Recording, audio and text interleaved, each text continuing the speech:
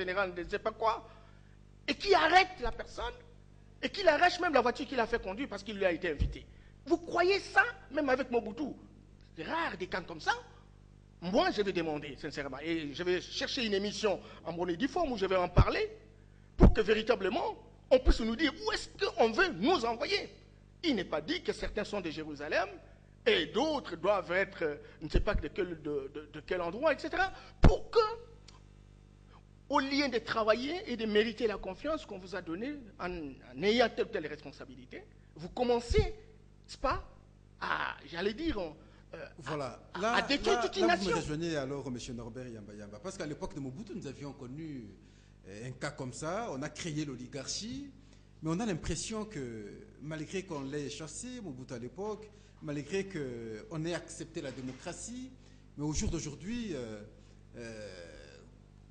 comme si on est en train de fabriquer, une fois de plus, cette classe d'oligarchie. Les quelques personnes se retrouvent absolument en défaveur alors de la majorité, mais ça pose problème. Jusqu'à quand ce système? Non, mais c'est jusqu'à quand, mais vous savez que Peter Gilles, qui est un grand sociologue, disait que la crise a toujours été un amour du progrès. Tout ce que nous sommes en train de connaître aujourd'hui, toutes ces douleurs d'enfantement où on voit une minorité devenir riche et une majorité s'engouffrer dans un océan de misère, ont été, il existe une littérature abondante qui explique clairement ces choses. Et ça a toujours été un moment où ça gonfle, et puis ça s'éclate. C'est très important. Et moi, je crois que les nations qui ont compris cela, et qui savent qu'en voulant trop monter, les chocs deviennent très durs en tombant, prennent des dispositions pour véritablement travailler au rang du sol.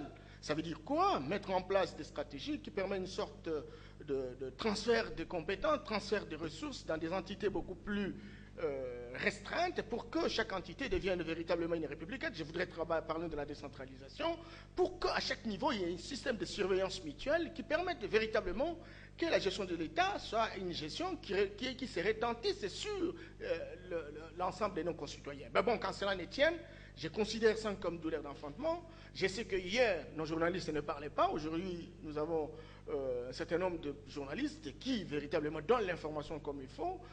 Hier, nous avions des partis politiques, un seul parti unique. C'est vrai que la tendance dans un pays, en Afrique subsaharienne, c'est ramener tous les partis à pouvoir réfléchir comme des caisses de résonance. J'allais dire des bouteilles de prémices dans un casier de bière.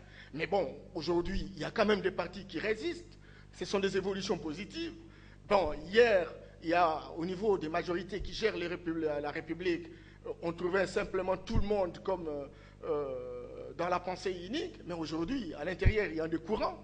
Et toutes ces différentes contradictions... Vraiment, vous affirmez ça, M. Norbert Yamba? Je dois l'affirmer parce que... Au niveau de la majorité aujourd'hui, nous devons être trop clairs. Au niveau de la majorité présidentielle aujourd'hui, il y a des courants qui peuvent contredire une telle option, initiative prise par je ne sais pas quelle personne. Mais il faut savoir comptabiliser même les petites victoires. Vous ne pouvez pas imaginer que lorsqu'on se trouve à Kisangani, dans la province orientale, celui qui a été désigné par la majorité pour être gouverneur n'a pas été véritablement gouverneur. Moutandis pour la province du Bas-Congo, bien que tous soient de la majorité. Quelque chose, c'est aussi une certaine évolution dans la maturation, n'est-ce pas, des décisions qui doivent être prises par certaines personnes. Ça, il faut comptabiliser, il faut capitaliser cela. Ce sont des avancées, si minimes soient-elles, ça c'est évident. Mais quand cela ne tienne, il faut savoir qu'aujourd'hui, on n'est plus à l'état d'animalité zéro. Les pasteurs qui, hier, faisaient les prédications dans le sens de promettre le paradis sans savoir la configuration de la terre, etc. Eh bien, écoutez, il y a même un discours qui y évolue. Et donc, on ne peut pas changer de manière mathématique, mais au moins là, on est dans un bon bondissement. Et moi, je comptabilise ça en tant qu'évaluateur professionnel, mais je dis que ça ne suffit pas. Il faut continuer véritablement les avancées en mettant davantage des garde-fous qui construisent une dynamique de surveillance mutuelle. Et cela est possible lorsque la trilogie que j'ai dit ici, la société civile, n'est-ce pas, les partis politiques et n'est-ce pas, les pouvoirs, plus les partis politiques d'opposition, bien entendu, plus véritablement être en interaction. Il ne faudrait pas qu'il y ait une animosité mais que ce soit un combat d'idées, et ces combats d'idées qui permettent naturellement d'éclairer la lanterne des uns des autres, et que ceux qui ont véritablement la décision puissent les prendre. Oui. Mais lorsque on bloque cette dynamique, qui permet aux gens de s'exprimer, qui permettent à ces partis politiques d'être virulents.